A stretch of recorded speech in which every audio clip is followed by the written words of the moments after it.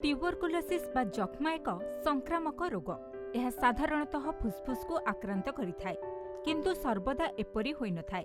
बेले बेले यह मस्तिष्क एवं मेरुदंड को मध्य आक्रांत करिपारे। एबे मध्य अनेक लोके एही रोग बाबदरे सचेतन नाहंती। सचेतनता उद्देश्य रे प्रतिवर्ष मार्च 24 रे विश्व टीबी दिवस पालन करा जायथाय। तेबे टीबी कौन, काहेकि हुए, आसंतु जानिबा। वास्तवरे माइकोबैक्टेरियम ट्यूबरकुलोसिस जीवाणु जक्मा रोगर कारण। एही जीवाणु संक्रमण रे जक्मा होइथाय। जेउ लोकमानकर दुर्बल रोग प्रतिरोधक शक्ति थाए सेमानंकु एही रोग हेबार आशंका अधिक रहिथाय। जक्मा किपरि व्यापे?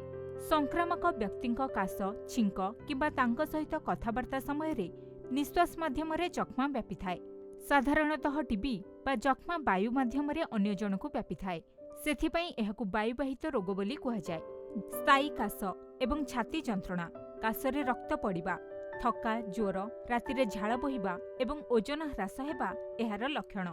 सठिक समय रे चिकित्सा करा न गले जक्मा सांघातिक होइपारे। तेणु लक्षण देखाजिबा मात्रे परीक्षा कराई नियंतु। जक्मा व्यापीबाकू रोकिबा पई प्रथमे एहाकू चिन्हट करिबा जरूरी। लक्षण जेते शीघ्र चिन्हट हेबो रोगींक चिकित्सा सेते सहज होई परिबो। तेणु सचेतन हुअन्तु एवं रोगरू मुक्त रुहन्तु।